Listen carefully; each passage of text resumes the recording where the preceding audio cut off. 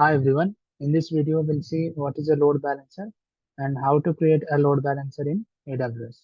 So let us start by knowing what is load balancer. So the name itself, describes that it is balancing the load between the two or more servers. Okay, it balances the load between two or more servers. In other words, it is described as it is evenly distributing the traffic between two or more servers. Okay, this makes sense, right? So the second definition which I have given, which is very technical. Okay, it is evenly distributing the traffic between two or more servers. Okay, so that is a purpose of load balancer.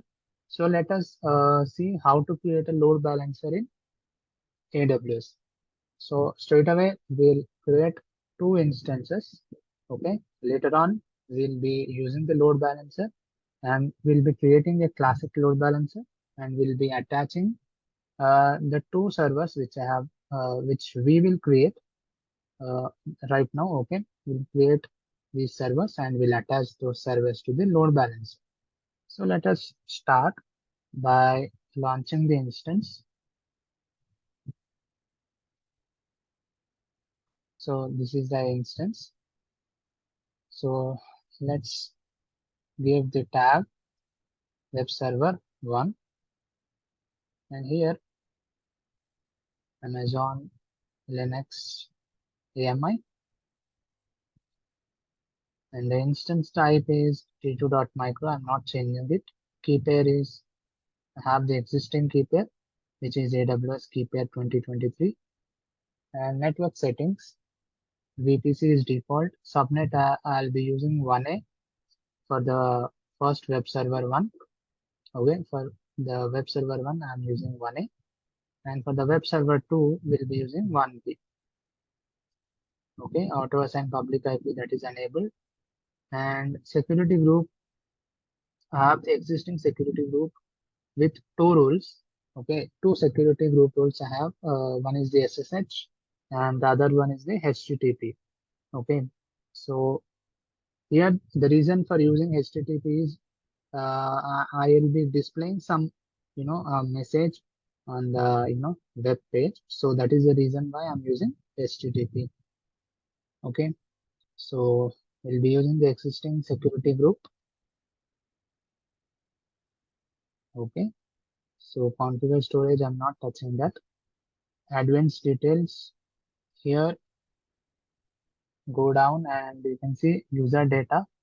Here we'll be writing the commands using shell script. Okay, okay, inside the shell script we'll be using Linux commands to install additional software to configure our web server. Okay, so as we have seen in the previous video, we have additionally installed HTTPD to configure our web server. Okay, in the previous video we have done that. So the same thing I'm going to do it here. Okay, so I'll write the shebang line /bin/bash.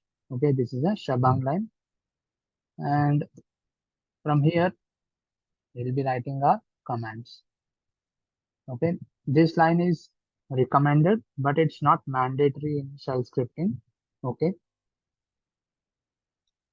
so we'll install httpd -y. Okay, so the next command is service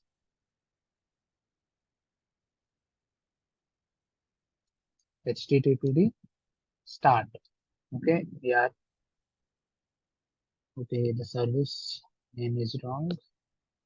VIC. Okay, service httpd start. Okay, we are starting the service because we have installed it and we are starting the service.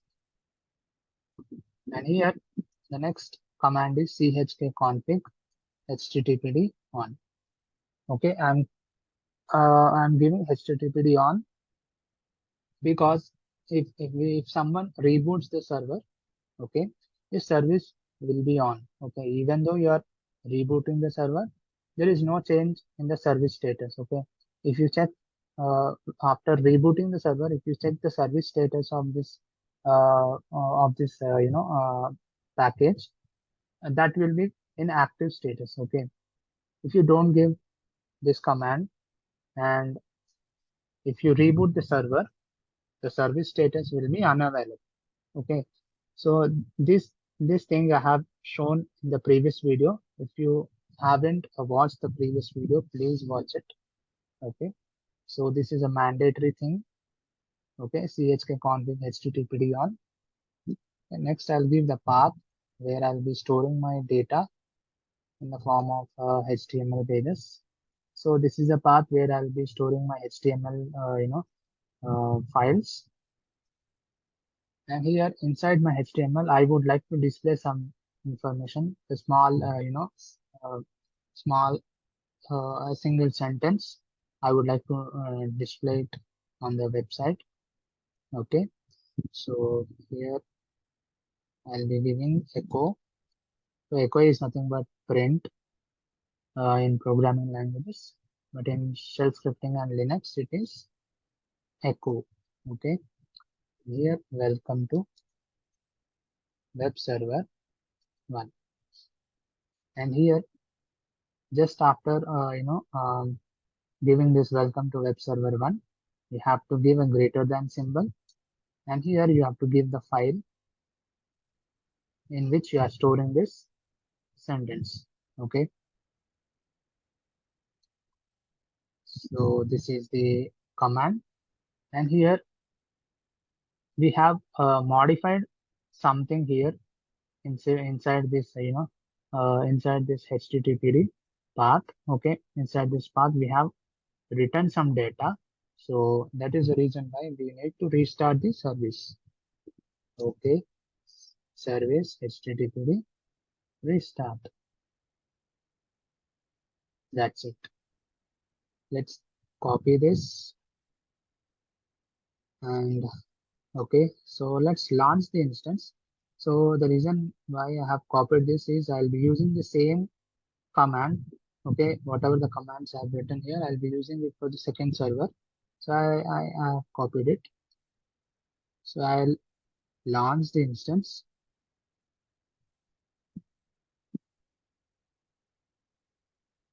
Okay.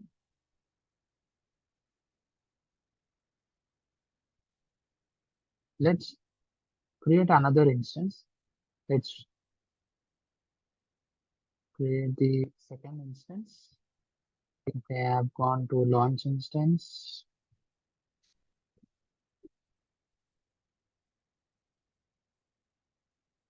Okay, web server.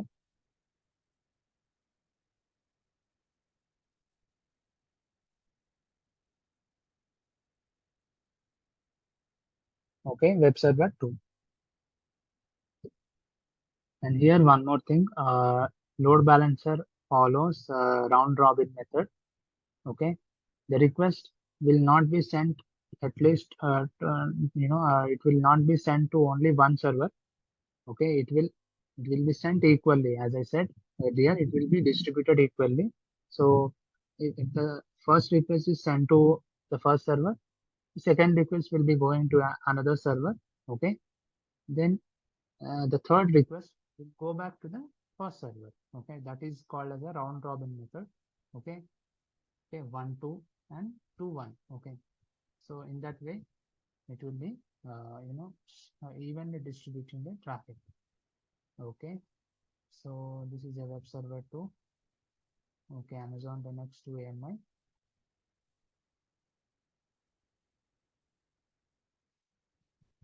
The instance type t2.micro key pair, existing key pair,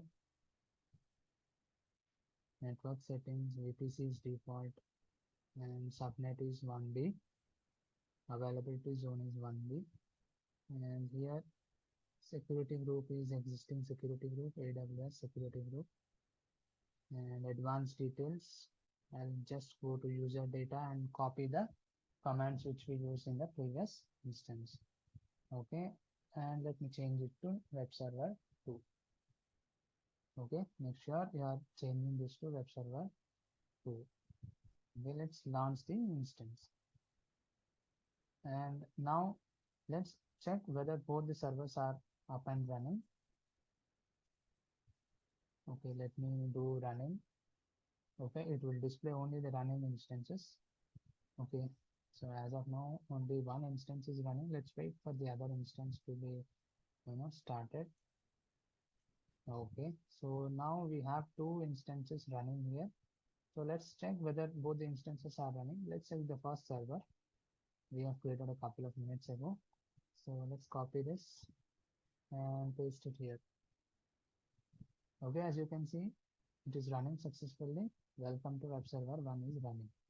So let's check the uh, same content in the web server 2.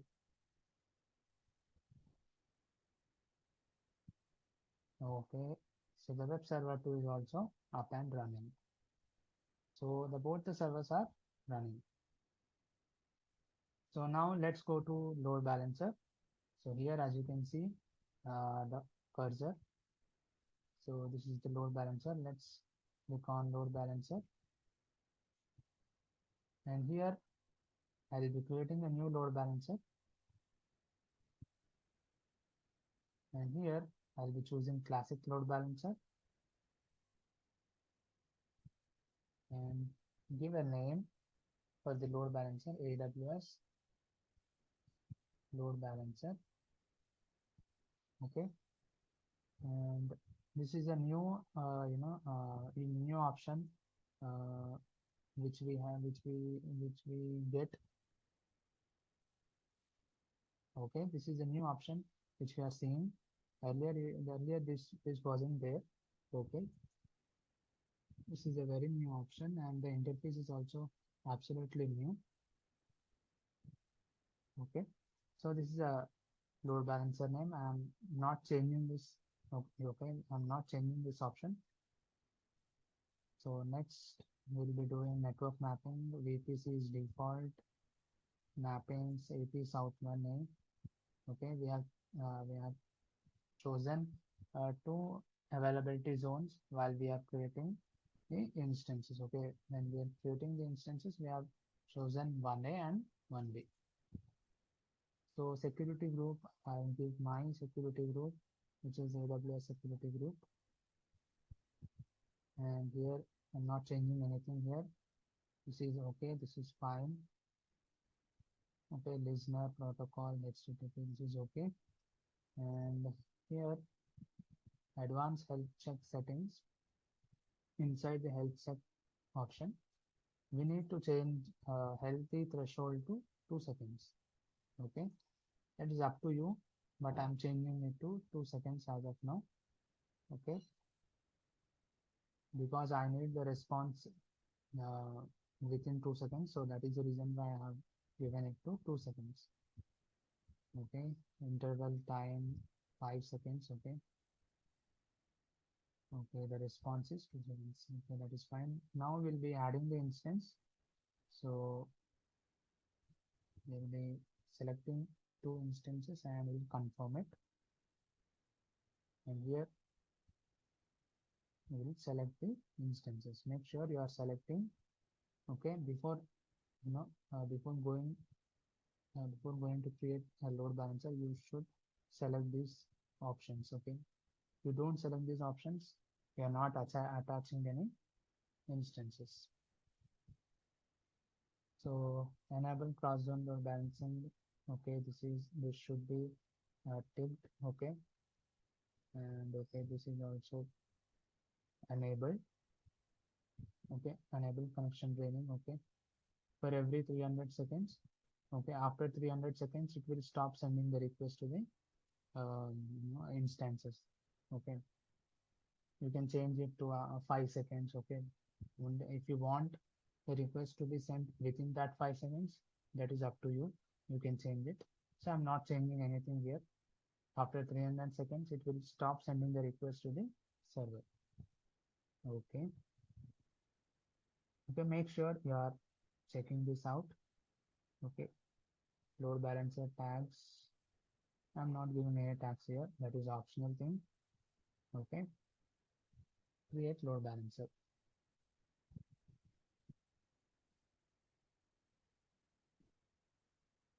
Okay. So we have created a load balancer. Let's go to our load balancer. Let's click on it.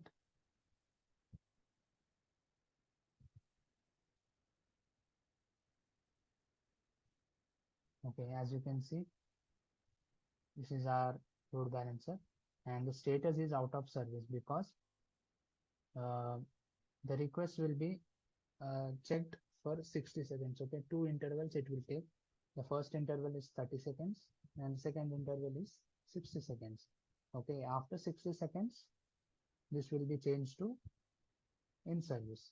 Okay, so that is how it works. Let's wait for some time. Turn this into in service. Okay, if it is in service, you can go and check the domain, DNS name. Okay, whether it is running or not, you can check that. Okay, let me refresh it. Okay, so that is in service.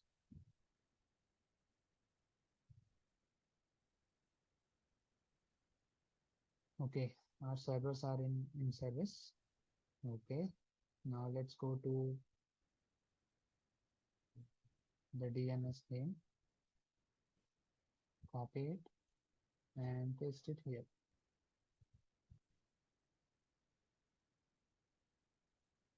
Okay, so as you can see, it is giving me the welcome to web server 1. Okay, let me close the EC2 instances. Okay, this is the load balancer DNS name. So if I click on refresh, it will give me welcome to web server 2. Okay, because as I said, the requests are being equally distributed between the two servers. Okay, okay. Now as you can see, welcome to web server 2. If I continuously hit the refresh button, it will be changing. Okay, so the requests are being equally distributed. Okay, and it is following the round robin method. Okay, okay, if we have 10 servers, okay, it will go 1 2 3 4 5 6 7 8 9 10. It will not uh, you know um, go out of 10. It will come back to 1. Okay, it will come back to 1. Okay, so this is how it works. Okay, this is how a load balancer will work. Okay, make sure you are enabling the connection draining. Okay, so so if you want to give an SSL certificate to your website, of course, this is not a secure website. You can give it, okay, give it by adding HTTPS, okay,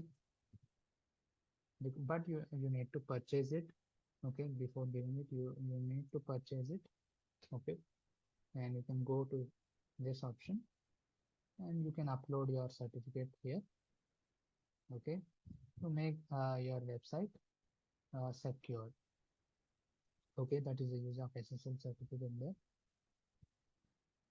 Okay, so everything is working fine. So if I try to stop the uh, the first, okay, let's stop the second instance. Let's see what happens. Stop. Okay, let's go to load balancer,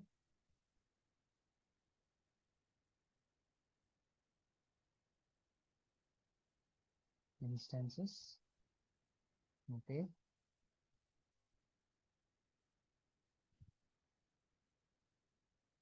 so it should be out of service. Okay, uh, the second instance should be out of service. So as you can see, it is out of service. And if I try to reload, okay, it is obvious, right? It will be showing only the first server, okay, which is web server 1. Okay, so this is because it is not showing page not loading or error message. because we have enabled connection draining. Okay, connection draining is the is responsible for not throwing an error. Okay, here, so that is the reason why we have used connection draining.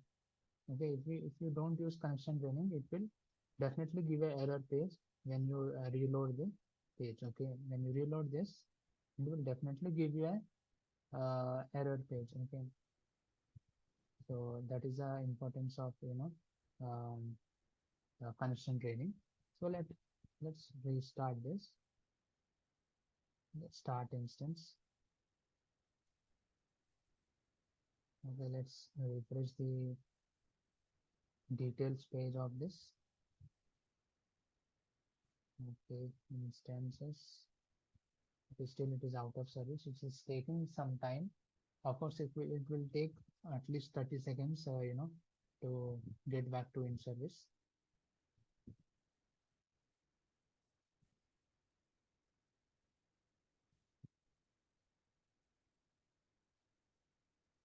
Okay, let's wait for some time. Okay, as you can see here, it is in service. Okay, it is taking at least 30 seconds, you know, to set the status to in service. Okay, so this is all about load balancer. I hope you like this video. Please subscribe to my channel. Thank you for watching. And one more thing before leaving the video, just remove whatever the instances are running in the dashboard. Please, terminate those instances. Okay, and same thing applies for load balancer. Just delete the load balancer, whatever you have created. Delete load balancer. Okay, confirm. Okay, so that is done. So make sure you are doing this thing after uh, working with load balancer or EC2 instances. Keep this zeros in this way. Okay, because it will charge you a lot of money. So that is the reason why I'm saying that. Just keep this in this fashion. And also volumes also you need to delete if you have created a new volume, okay, by your own. Okay, that should be deleted. Of course, volumes will be created automatically when you create an instance. Okay, but you separately, if you want to create a volume, okay, you use it and you have to delete it immediately. Okay,